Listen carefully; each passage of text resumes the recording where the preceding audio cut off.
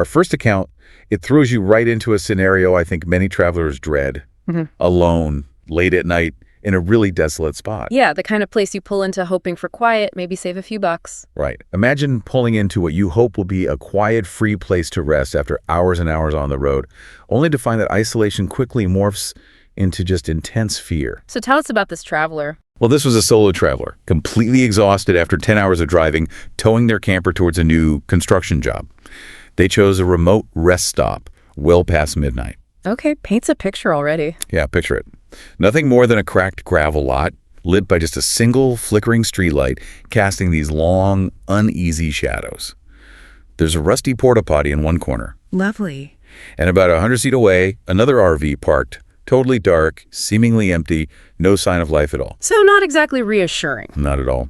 And the traveler had picked this spot precisely because it was free and quiet. Oh. You know, the promise of undisturbed rest away from the noise and expense of a truck stop or a campground. Makes sense on paper. But in the dead of night, that very quiet and isolation began to feel incredibly heavy, almost oppressive. Before settling in, though, the traveler took initial precautions. Main door lock, that flimsy internal latch double-checked, curtains drawn tight over every single window, creating this sort of dim, private cocoon. Standard procedure, you'd think. Attempting to relax, they climbed into the narrow bed at the back of the RV, opened a paperback, hoping to calm their nerves. But the only sound is the faint chirping of crickets outside, and sleep just felt impossible. Yeah, your senses are probably heightened in a situation like that. Totally. Their eyes kept drifting to the curtains, constantly checking for any gaps, any hint of the outside world breaking through their fragile bubble of supposed safety. The air inside the RV, which maybe felt cozy earlier, now felt thick with this unspoken tension. This immediately raises a crucial point, I think. How often does that very desire for peace and solitude, that quest for the open road and quiet nights, inadvertently lead to a heightened and, well, unforeseen risk? That's a great question. The perceived quiet can often mask true danger, turning what looks like a tranquil haven into a stage for some really unsettling vulnerability. It's a fundamental paradox of RV life that these accounts really illustrate vividly. The very freedom you seek can expose you to threats, precisely because you're away from, established security or community. And then the peace just shattered. The first sound was sharp, unmistakable. A scrape against the RV's metal exterior. Ooh. Faint, but too metallic, too purposeful, like a blade or some kind of tool dragging slowly along the side. Not an animal sound. Definitely not. The traveler's heart lurched. They sat bolt upright, clutching their book, just straining to hear. And the crickets, which moments before had been this sort of calming backdrop, went utterly quiet. Oh, that's always a bad sign. Right. It just amplified the sudden, unnatural noise. The immediate inner monologue was to rationalize it. Just an animal, a raccoon, maybe a stray dog, common in rural areas. Sure, you try to explain it away. But the sound felt too metallic, too purposeful, banishing any comforting thoughts. Their palms grew sweaty. They set the book down, reached for a flashlight. Its weight felt cold, maybe reassuring in their hands. Something to hold on to. Yeah. They clicked it on, the beam cutting through the dim cabin, aimed it at the window above the bed, though the curtain blocked their view. They just didn't have the guts to pull it back. I wouldn't either. They just waited, barely breathing, for another sound. And did it come? Oh yeah, it came again. A soft, rhythmic tapping. Tap, tap, tap, right on the door. Slow, deliberate. Each tap sent a fresh chill through them, knotting their stomach. Wow, that's deliberate. That's not random. No.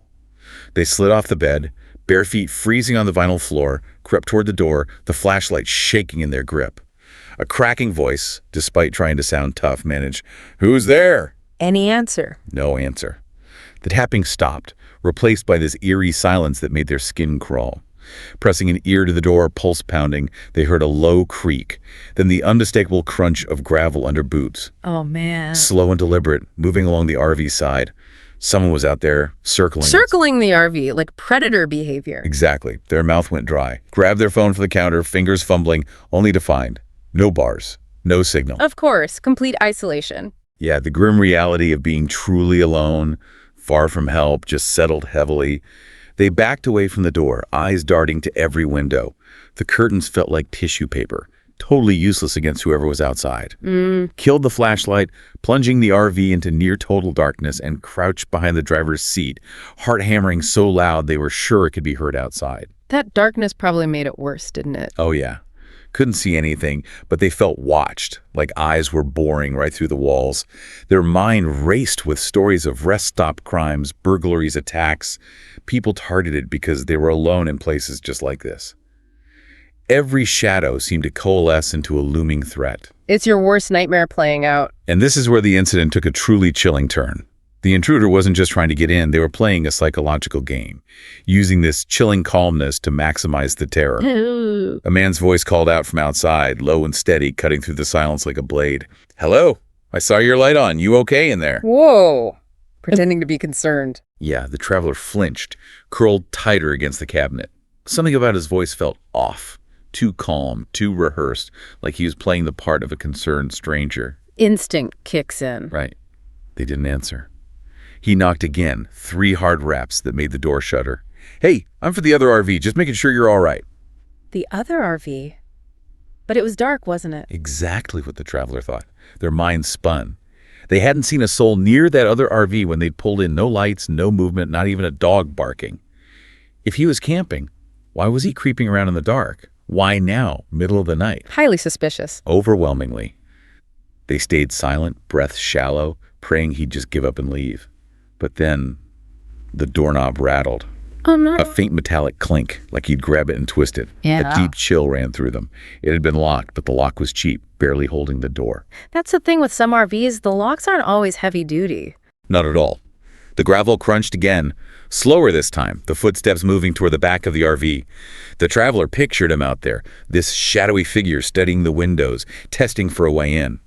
The RV felt like a tin can, its thin walls, plastic latches, no match for someone determined. You feel incredibly exposed. Totally. They grabbed a kitchen knife from a drawer, its blade catching the faint glow from the streetlight seeping through a curtain's edge. Crouched lower, back pressed against the cabinet, knife cold in their sweaty hand. A desperate, flimsy defense. Better than nothing, I guess. Then, a soft click came from the side window, the one above the dinette table. Their head whipped toward it, pulse roaring. The curtain twitched, just an inch, like a finger had nudged it for outside. It's right there. Right there. Inches away, separated by a flimsy pane of glass. They gripped the knife so hard their fingers ached, eyes locked on the window. What did they do? "Leave the RV alone, I've got a knife and I'll use it," they shouted, voice raw with fear. Okay, a direct confrontation. Silence. The curtain stilled for a second. The traveler thought maybe he'd left, scared off. Maybe. Then a low, guttural chuckle came from outside, so close it sounded like he was pressed against the glass. Oh, that's horrible. "Easy now, friend," he said, his voice just dripping with mock concern. "No need to get all jumpy, just trying to be neighborly." Neighborly. He's terrorizing them. Exactly. The traveler's heart sank. He wasn't joking. He was playing with them, enjoying their panic, deliberately prolonging the terror. That's pure sadism. Yeah. They crawled across the floor, keeping low, knees scraping the vinyl, moving toward the driver's seat. If they could just start the RV and peel out. Escape. But their keys, they were on the counter, near the door, right by the window where he'd been. They'd have it passed within arm's reach of him to grab them. Risky. Very risky. The tapping resumed, this time on the back window near the bed where they'd been lying minutes ago. Tap. Tap. He's moving again, keeping them off balance. Circling, keeping them guessing. Their chest tightened as they realized he was toying with them, drawing out the terror. They pictured him out there, grinning in the dark, knowing they were trapped. Nightmare fuel. Thoughts spiraled to news reports of lone travelers found robbed. Or worse, their RVs abandoned at rest stops just like this. They shook their head, trying to focus.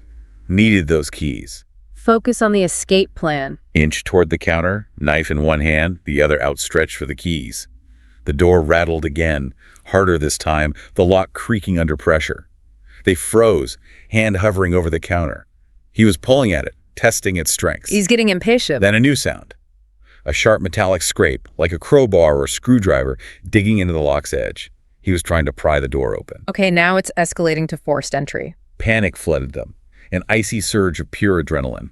If we connect this to the bigger picture, the psychological aspect of these incidents is often as damaging, maybe even more damaging, than the physical intrusion itself. I can absolutely see that.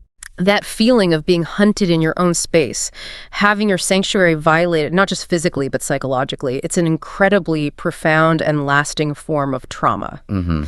The intruder's calmness, the taunting remarks, they were clearly aimed to maximize this sense of terror and powerlessness, making the victim feel utterly exposed and controlled. This premeditated psychological attack can leave scars that, material damage just cannot. So what happened next? Did he get in? In a desperate split-second decision, the traveler lunged for the keys, fingers closing around them just as a door shuddered violently, the latch groaning under the pressure. Just in time. Scrambling to the driver's seat, bare feet slipping on the floor, hands trembling so badly they nearly dropped the keys, jammed them into the ignition, eyes flicking to the side mirror. A shadow moved near the door, tall and lean, too quick to make out details. Adrenaline must be pumping. Turned the key. Engine roared to life, shattering the night's silence, shattering the stillness of that rest stop. Slammed the RV into gear, floored the gas, tires spitting gravel as they lurched forward. Get out of there. The knife slid off their lap, clattered to the floor, but they didn't care. Gripped the wheel, knuckles white, sped toward the highway, leaving that desolate lot behind in a cloud of dust. Did they see him again? In the side mirror, they caught a glimpse of a figure standing in the gravel where their RV had been. He didn't run, didn't chase, just stood there motionless, watching them go. Chilling. His face was hidden in the dark, but the traveler felt his eyes on them, cold and unblinking, a silent, chilling farewell that haunted them long after. Wow. Just wow. And the lingering scars from this encounter are profound. The traveler drove for over an hour, heart still racing, didn't stop until they reached a brightly lit truck stop. Lots of semis, people milling around. Safety in numbers, finally. Parked under a floodlight, checked every lock 3 times, and just sat in the driver's seat, too shaken to move. The knife lay on the floor, its blade glinting, a stark reminder. Didn't sleep, I imagine. Just move all night, just sat there replaying every sound, every word, every terrifying moment. Sleep was impossible, replaced by this continuous loop of fear. Trauma replaying itself. When morning came, they inspected the RV in the daylight. Scratches marred the door's lock, deep and jagged, like a tool had been forced into the seam, proof of the attempted breach. Physical evidence. And the window above the dinette had a faint smudge on the frame, like a hand had pressed against it. A confirmation he was right there. They reported it to a state trooper at the truck stop. But with no clear description, no real evidence like fingerprints, there wasn't much the trooper could do beyond take a report. Frustrating, but understandable, I guess. The officer did warn them about rest stops, though, saying they're magnets for trouble, especially for folks traveling solo, which was just a stark confirmation of the traveler's worst fears. Sobering advice. The profound impact was immediate and long-lasting. The traveler sold the RV a few months later. Really? They gave up the lifestyle. They simply couldn't sleep in it anymore. Every creak, every shadow, every little shift in the night made them feel like he was back, tapping, waiting. That sense of home had been just irreparably corrupted. The violation lingers. Now they stick to motels with solid walls and people nearby, seeking the security and anonymity the RV couldn't provide anymore. A complete change forced upon them. But sometimes, even now at night, the traveler still hears that tapping in their head, that phantom sound of dread, and they wonder if the intruder is still out there cruising along the highways, looking for another RV parked alone in the dark. Haunting. Absolutely haunting. So what we can truly take away from this experience, I think, is not just a story about a break-in. It's about the complete loss of a fundamental sense of safety and home. A violation that resonates long after the immediate threat has passed, changing one's perception of security and vulnerability forever. From that really desolate rest stop, we move to a strikingly different setting, a quiet campground. A place you might instinctively think offers more security. Right. That's often the appeal, isn't it? The presence of other campers, maybe staff, a more structured environment. It implies a greater degree of safety. Exactly. Many RVers actively seek out campgrounds for that very reason. But as our next account reveals, danger can lurk even in these seemingly safe havens. The illusion of security can be just as dangerous as, overt vulnerability. Let's hear it. Okay, so here we have a traveler and their loyal dog, Rusty, unwinding after a long day driving winding roads through scenic countryside. The world feels still, safe in this quiet campground nestled deep among towering trees. Sounds idyllic. Pine scent, damp earth, promising a peaceful night. In the tiny bathroom, brushing teeth, soft hum of the RV's generator in the background. Then a faint crunch of gravel outside breaks the quiet. Uh-oh. There it is again. Toothbrush freezes mid-stroke. Spitting into the sink, Traveler strains to hear. Silence. Maybe it's just an animal, they tell themselves, trying to dismiss that immediate unease, but their stomach knots up. That instinct again. Tiptoeing to the window, nudging the blinds aside, sees nothing but darkness, shadows dancing in the moonlight. No movement, no lights. Still their pulse quickens. The feeling doesn't go away. No. So, driven by this persistent unease, they decide to reinforce safety. Meticulously checks every lock. Front door, side door, all the windows, even the driver's side cab door, all secure. Or so they thought. Double-checking everything. But they're not convinced. That nagging feeling persists. Drags a heavy wooden chair from the dinette and wedges it securely under the driver's door handle. Wood scraping loudly against the floor. A makeshift, but sturdy barrier. A physical barricade. Smart. Rusty. There's scruffy mutt. Lifts his head, eyes sleepy, then flops back down, kind of oblivious to the rising tension. Dogs don't always react how you expect, huh? The Traveler tries to laugh it off, but the unease clings. Slips into pajamas, grabs their phone, climbs into bed. Under the pillow, they feel the cold metal of an air horn. An air horn? Okay, that's interesting. Yeah, a practical tip they read on an RV safety forum after a string of nearby break-ins was reported. It's silly, they think, a whisper of self-doubt. But it's there, just in case. Better to have it and not need it. Absolutely. Sleep feels impossible. Every creak of the RV, the fridge humming, the wall settling, makes them tense. Staring at the ceiling, counting breaths, trying to calm down, just wishing for morning light.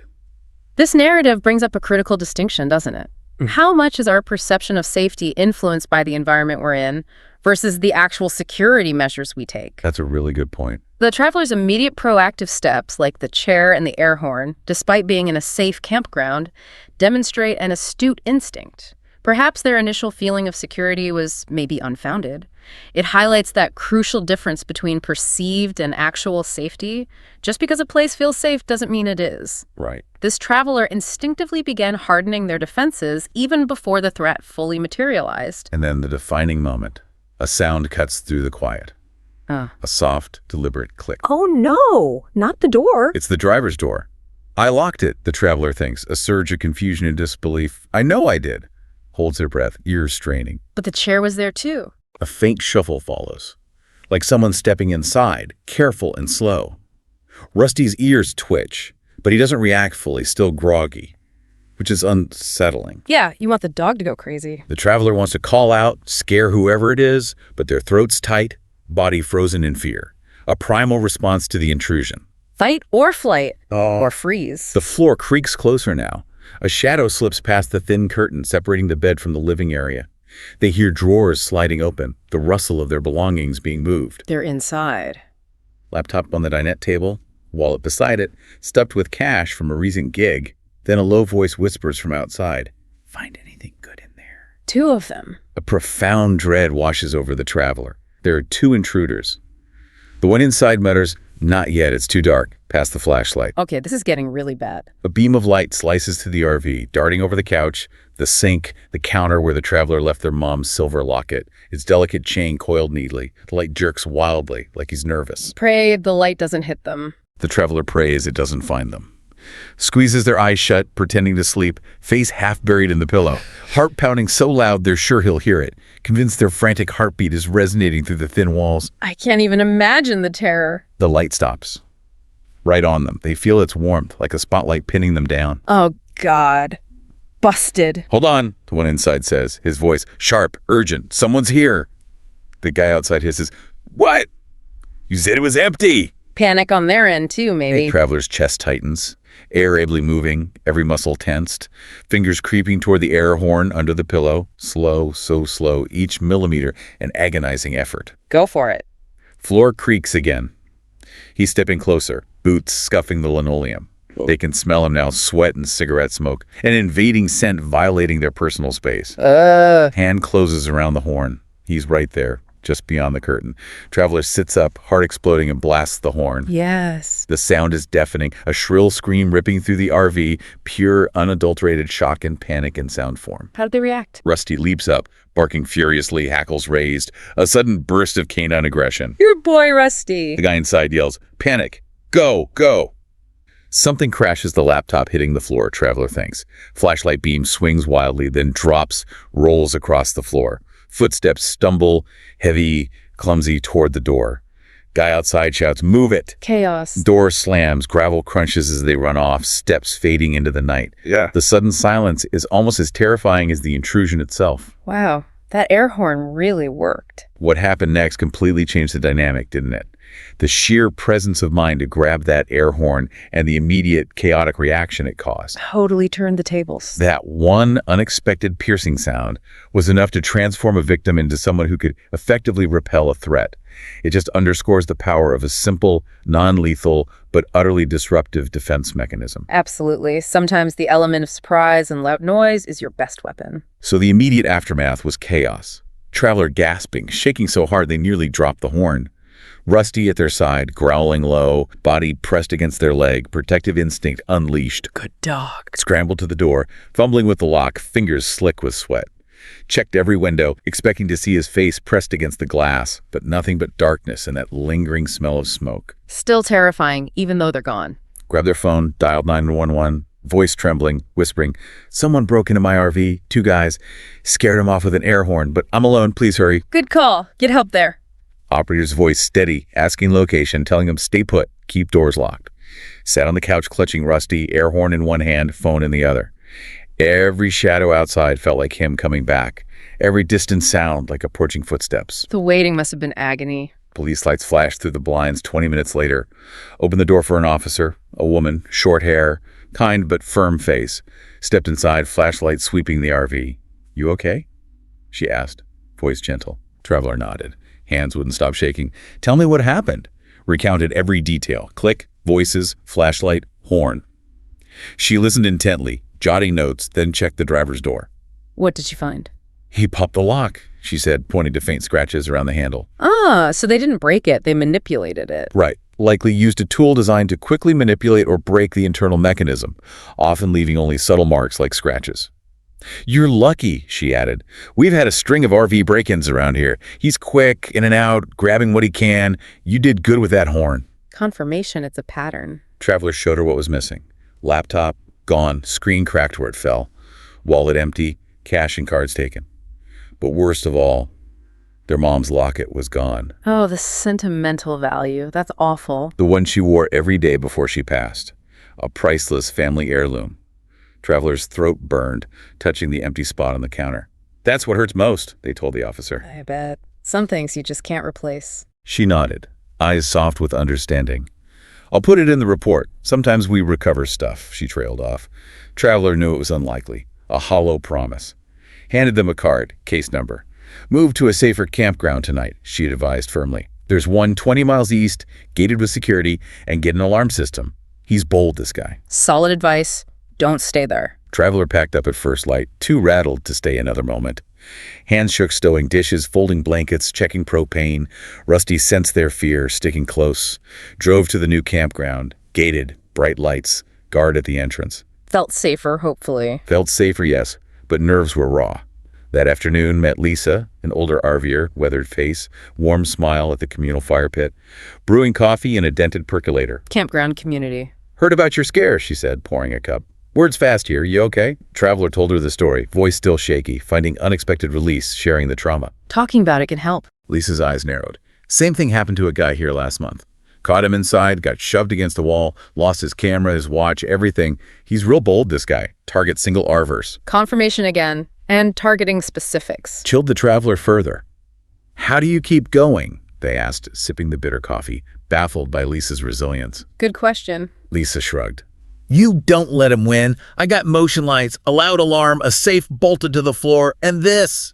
Patted a can of pepper spray clipped to her belt. Layered security. Join the RV safety group online.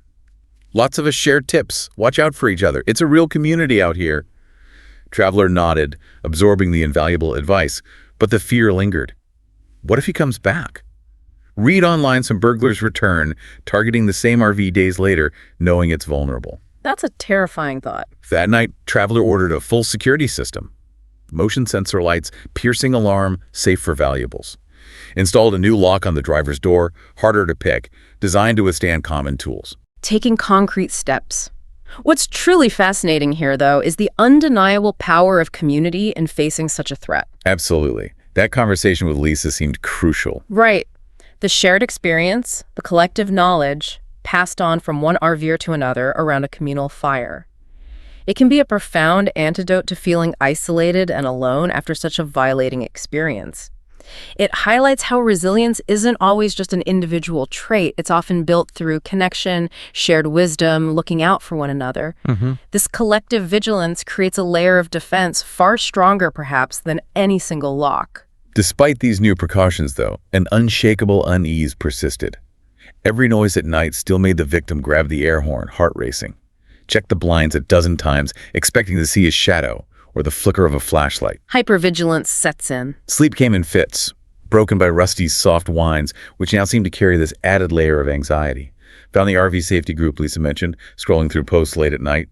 One story stopped them cold.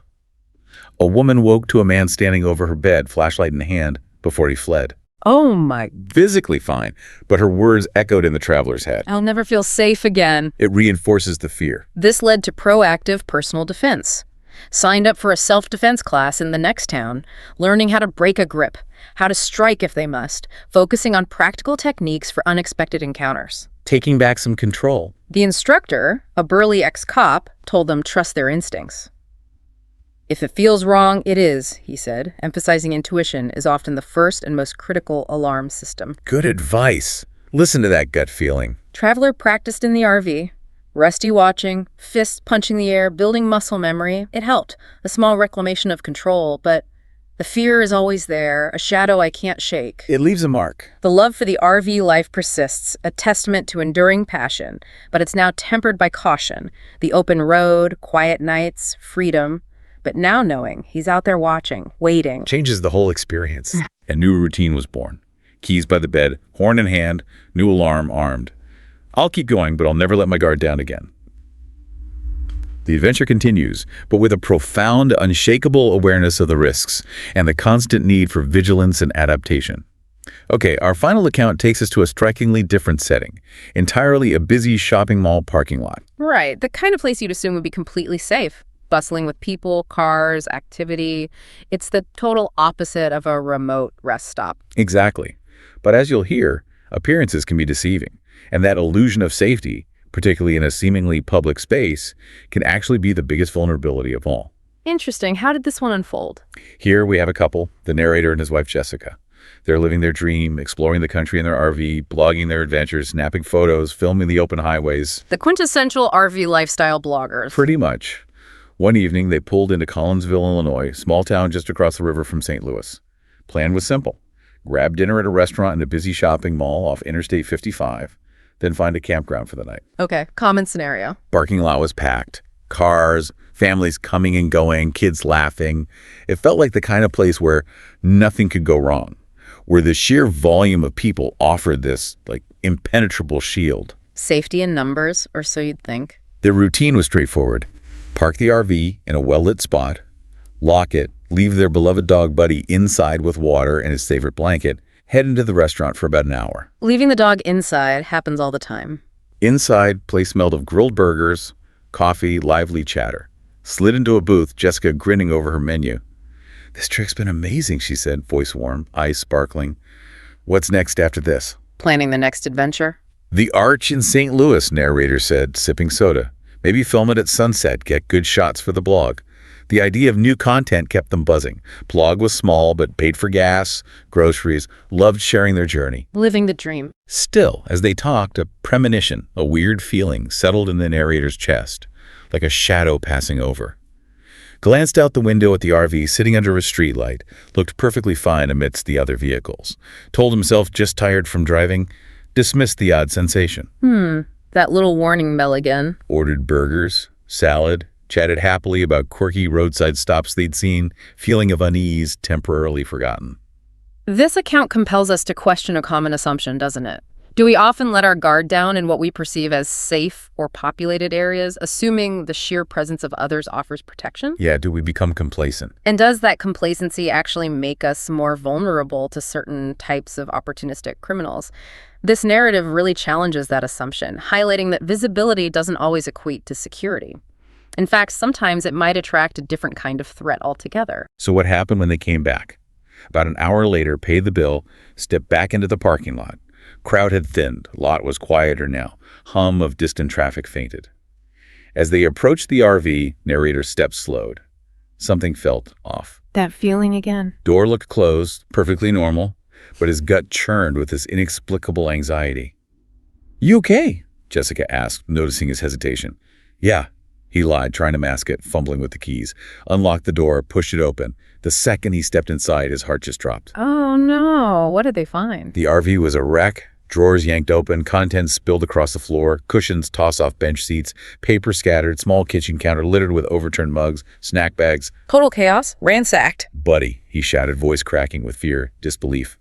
Their dog bolted from the back, tail wagging, but eyes wide, whimpering softly like he was trying to tell them something, fur slightly raised. A clear sign of distress. Poor dog must have been terrified. Jessica stepped in behind him, hand flying to her mouth, face paling. "Oh no, our stuff," her voice trembled, scanning the chaos. The realization sinks in. Narrator rushed to the table where they kept their gear. His laptop gone, Jessica's iPad gone, their video camera, the Canon DSLR, with a memory card full of irreplaceable Route 66 photos. No, the photos. Priceless. Their podcasting mics, even the chargers and cables. All stolen. Thousands of dollars worth of equipment vanished in the time it took us to eat dinner. Felt like the air had been sucked out of the RV. Devastating loss, especially for bloggers. That's their livelihood. "How did they get in?" he muttered, checking the door. No scratches, no dents. Looked completely untouched. Utterly baffling. No sign of forced entry. That's weird. Jessica already on her knees, sorting through the mess, hands shaking, tears welling up. "They took my tote bag," she said, voice breaking. "My notebook, my wallet, even my shampoo from the bathroom." Just grabbing anything and everything. Narrator grabs his phone to call the police, but first, he remembered the dash cam they'd installed a month ago after reading about RV break-ins online. Ah, the dash cam. Did it catch anything? And this is where the story takes an unexpected and frankly chilling turn. They had a dash cam and it captured everything. Okay, let's hear it. What did it show? The dash cam footage provided this chilling, undeniable evidence, unfolded like a silent movie of their violation. Timestamp showed 6:20 p.m., just minutes after they'd gone inside the restaurant. Just quick. A tall man appeared, walking slowly past the RV, wearing a dark hoodie, face half hidden. Paused, leaned close to the window, peered inside, breath fogging the glass. A deliberate, calculating assessment. Casing the joint. In his hand, he held something, a tool, maybe a hammer wrapped in a cloth, clearly prepared. Narrator's stomach twisted watching this. Man glanced around the lot, then moved off-screen to the left, out of the camera's direct view. Positioning himself. Seconds later, to their utter shock, the RV door just opened. Open just like that. No breaking. Just opened. The dashcam's audio kicked in, and the narrator's blood ran cold, hearing voices clear as day inside our home. Oh, wow. It caught audio, too. "Check this out," one voice said, tone gleeful. "This camera's got to be worth $1,000 easy." Another voice, deeper, replied, "Grab the laptops, too. Hurry up." They knew what they were after. High-value electronics. Then the most disturbing detail of all. One of them spoke to Buddy. "Hey, good boy. Shh. Don't make a fuss." His voice was soft, almost soothing, like calming a child. Talking to the dog. That's creepy. Buddy's quiet whine came through the speakers, a heartbreaking sound of canine confusion. Narrator felt a deep chill crawl up his spine. Keeping the dog quiet so no one notices. Calculating. Jessica gripped the narrator's arm, nails digging in, face pale with shock. "They were in here talking to Buddy," she whispered, voice barely audible. "They were right here while we were eating, just yards away." The proximity makes it so much worse. The thought made the narrator dizzy.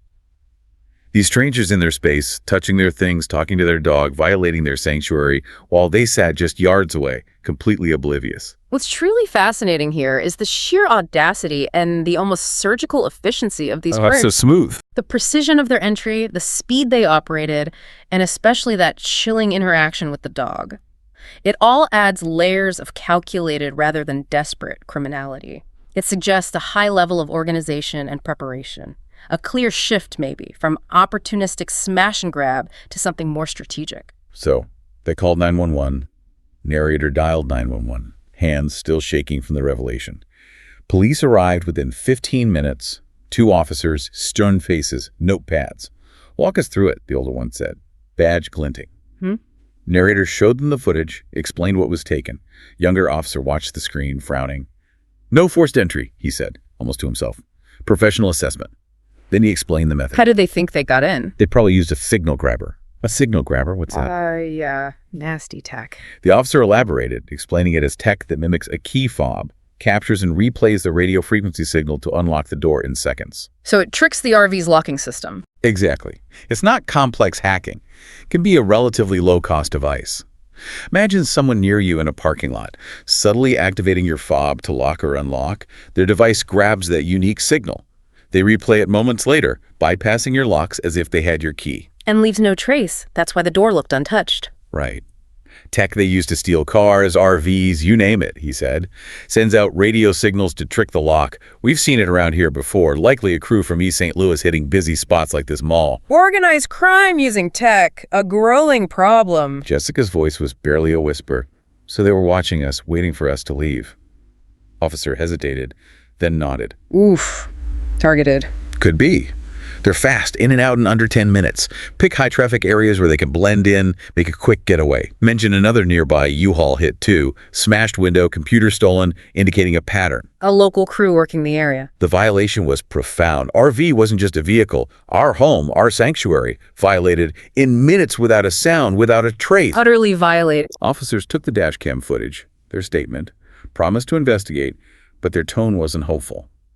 "We'll do what we can," older ones said, leaving. "But these guys are usually long gone by now, and the tech makes them hard to track." Difficult situation for law enforcement, too. The ripple effect from this incident was immediate and far-reaching. Financial, emotional, profound lifestyle changes. That night, drove to a nearby campground, too shaken to stay in the mall lot. Understandable. Every creak of the RV made them jump. Jessica sat on the couch, holding Buddy close, eyes red. "What if they come back?" she whispered, stroking his fur. "What if they followed us?" The paranoia sets in immediately. "They won't," narrator said, trying to sound confident, but his heart was pounding. Kept picturing that man in the hoodie, face pressed to their window, planning his move. Had he seen them earlier? Gas station, another stop. Did he know their routine? Your mind starts racing with possibilities. Barely slept. Narrator sat up, checking locks every hour, peering out windows into the dark. Campground quiet, but every rustle of leaves, every distant car seemed to amplify his paranoia. Buddy stayed close, ears twitching at every sound, sensing their distress. Animals pick up on our stress, definitely. Next morning, drove to Best Buy to replace one laptop.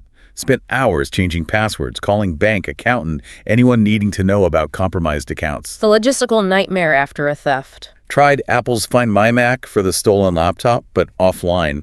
Probably wiped clean already, rendering it untraceable. Yeah, they know how to cover their tracks. Then called insurance, only more bad news.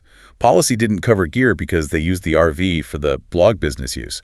Needed a commercial policy. Ouch! Another financial hit the fine print gets you. Another blow, narrator sighed. Financial cost mounting. Over the next few days, obsessively reviewed the dashcam footage, searching for anything missed, any tiny detail. The man's deliberate movements, like he'd done this 100 times, the calm way they talked to Buddy, made narrator's skin crawl. It wasn't just random smash and grab. Felt personal, like they knew exactly what they were after. Sophisticated targeting. It feels calculated, not desperate. This experience led to significantly heightened precautions. Ordered extra locks for RV doors, researched advanced security systems. Someone on an RV forum suggested wrapping key fobs in aluminum foil to block signal grabbers. The Faraday cage trick. Simple, but can be effective. Another recommended a glass break alarm, little device called Rescue Me. Piercing sound if someone tried to break in. Bought it all, implemented every tip they could find. Trying to regain some sense of control. But the persistent fear didn't go away. A week later, at a rest stop in Missouri, narrator noticed a dark sedan parked across the lot, idling too long. Man inside, face hidden by cap, seemingly observing, heart raced. Was it him? Guy from the footage. Couldn't tell. That constant looking over your shoulder feeling. Grabbed Jessica's hand, hurried back to RV, locked doors, pulled out fast, leaving the rest stop quickly. Maybe nothing, but couldn't shake the feeling of being watched, sense of security permanently compromised. Changes how you see the world. The road used to feel like freedom, like endless possibility, narrator recounted, deep sense of loss in his voice. Now every stop felt like a risk. Every stranger in a parking lot, every car that lingered too long made my pulse spike. The joy gets overshadowed by fear. The ultimate theft wasn't just gear. It was their peace. Those thieves took more than our gear. They took our sense of safety, our trust in the world, knowing they were probably planning their next hit, waiting for another RV, another couple who thought a crowded lot meant safety, added another layer of chilling reality to their once carefree life. Absolutely devastating impact. The psychological cost here is just immense. It's not just about the stolen items. It's about a stolen sense of peace, a fundamental shift in how one perceives their home and the world around them, turning a dream into a landscape of hypervigilance. So if we connect all three of these really compelling accounts to the bigger picture, despite the varied settings, remote rest stop, seemingly secure campground, bustling urban parking lot, and their specific details, they paint a very clear, I think, consistent picture. Yeah, there are definite common threads. Right. A picture of the pervasive vulnerabilities inherent in RV travel and the calculated tactics employed by those who exploit them. They fundamentally demonstrate that danger isn't confined to a single type of location and that the perception of safety can often be a dangerous illusion. That really comes through strongly. These narratives also really highlight the inherent vulnerability of RVs themselves. They're often seen as a home, right? A sanctuary, a mobile haven offering freedom and exploration. Your castle on wheels. But the stark reality, as we heard, is that structurally, many RVs, particularly maybe lighter travel trailers or older models, are more like a tin can. Thin walls, plastic latches, sometimes cheap factory-installed locks. They offer minimal resistance to a determined intruder. Not exactly Fort Knox. Not at all. Unlike a brick-and-mortar home where forced entry often requires significant noise and time, an RV can be breached with surprising ease. The ease of entry is frankly shocking, ranging from crude forced entry with a crowbar or screwdriver, which we saw being attempted at the Rest Stop RV's door, Right, the pry. to slightly more sophisticated popped locks that quietly manipulate the internal mechanism, like what happened at the campground. Leaving barely a trace. And then, chillingly, to high-tech signal grabbers that mimic key fobs to unlock doors in mere seconds, leaving absolutely no trace of forced entry, as the mall heist illustrated. That signal grabber thing is terrifyingly stealthy. It really is. What's particularly alarming across all these stories is the in and out speed of the criminals. They're often organized, highly efficient, able to complete their violation and disappear in under 10 minutes. 10 minutes. It's nothing. Exactly. It drastically reduces the window for a victim to react or for casual observers to even notice. Stealth becomes a primary weapon. It's astonishing how fast these incidents unfold, isn't it? That lightning speed seems to be a common thread, really underscoring how little time you have to react or even realize what's happening. Absolutely. And that speed isn't random. It's a hallmark of their sophisticated tactics, which go far beyond simple smash and grab theft. There's a clear pattern of observation and targeting. They pick their targets carefully. It seems so. Criminals aren't always random. They watch and wait. They might target solo travelers, identifying perceived vulnerability in remote rest stops, or they observe routines in busy areas like malls, waiting for a couple to leave their vehicle unattended for a specific duration. This isn't just opportunistic, it's often planned, calculated. What's particularly disturbing, I think, is the psychological play. We heard about the intruder at the rest. Stop testing nerves, circling the RV, feigning concern, explicitly toying with the victim. That was truly awful. And in the Urban Parking Lot account, the criminal even spoke softly to the dog, calming it to avoid alerting others or drawing attention. This isn't just about snatching items, it's about control, intimidation, drawing out the terror, exploiting the victim's fear. It creates a trauma that often outlasts the physical damage. It's a calculated move to disorient and paralyze. Making the victim feel powerless. Precisely. The varied approaches are also key, from direct physical attempts at entry with tools to these stealthy, high-tech methods like signal grabbers. This raises an important question for us, and for anyone listening. How do you adequately prepare for an adversary who is both physically aggressive and technologically sophisticated, whose methods are constantly evolving? Yeah, the threat landscape is clearly diverse. It requires a multifaceted defense, doesn't it? It really does. You can see how each story contributes to this layered understanding of defense. It's not just one thing. It's a whole system of proactive measures you need to consider.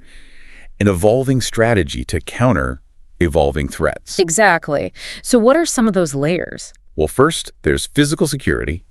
Upgrading those flimsy factory locks with heavy-duty deadbolts, maybe adding additional internal locks like swing bar latches, or even bolting a robust safe to the floor for high-value items, critical documents. Right, hardening the target physically, even a small safe, buys time. For an RV, a safe might be small, but yeah, it buys precious time, acts as a significant deterrent.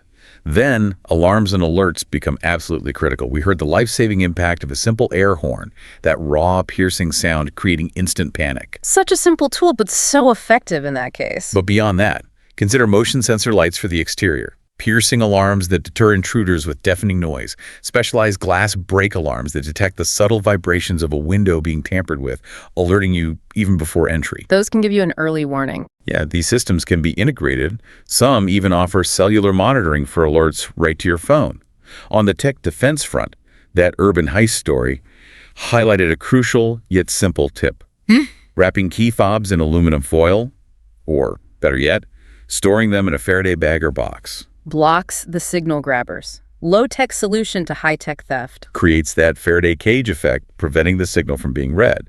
And of course, dash cams, like the one that caught the parking lot heist, provide invaluable evidence for law enforcement, even if they don't prevent the crime itself. Documentation is key if something does happen. Beyond physical and tech tools, community and information sharing emerged as a surprisingly powerful defense. Joining online RV safety groups, actively participating in forums, sharing tips with fellow travelers at campgrounds, simply looking out for each other. It creates a collective vigilance that no single lock can provide. That shared wisdom is invaluable. Lisa's advice in the second story was spot on. Absolutely. This network can alert you to current threats in specific regions, share effective new security methods, offer emotional support. Finally, the emphasis on self-defense is clear. Learning practical techniques, breaking a grip, striking if necessary, and more fundamentally, trusting your instincts when something just feels wrong. That intuition piece is huge. As the self-defense instructor advised, your intuition is often your first and most critical alarm system. It's about empowering yourself beyond just the physical barriers, giving you the mental and physical preparedness to act when seconds count. All these proactive measures are vital, absolutely, but we also cannot overlook the psychological toll. That's often the unseen and perhaps most enduring cost of these violations. It really seems to linger long after the event. It does. Beyond the immediate material loss, laptops, wallets, sentimental lockets, there's a profound theft of one's sense of safety, one's trust in the world. The long-term impact is significant. Persistent fear, anxiety, hypervigilance, difficulty sleeping are common. Constantly on edge. Victims often replay the events in their minds, creating this loop of trauma and distress that can persist for months, even years. As one traveler noted, the road, which once felt like boundless freedom and endless possibility, can suddenly become fraught with risk. Every stop feels less like an adventure and more like a potential threat. Changes your whole relationship with the lifestyle. If we connect this to the bigger picture, the emotional and psychological scars often last far longer than the physical damage or financial loss.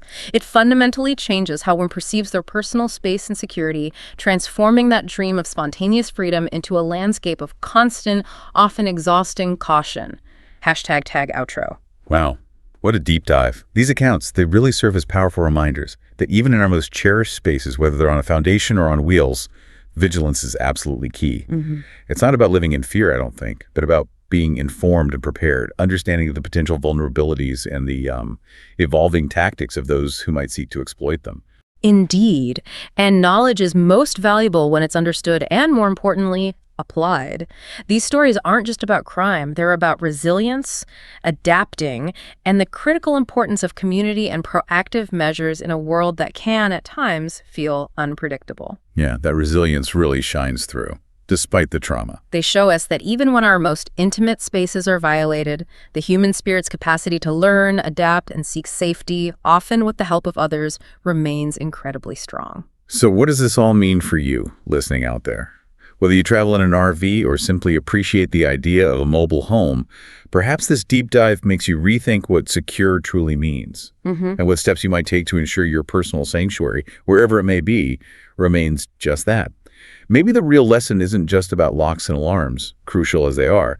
Maybe it's also about listening to your instincts and embracing the collective wisdom of others who share your journey. Adapting your approach to security as the landscape of threats evolves. Which raises, I think, an important question for you to consider.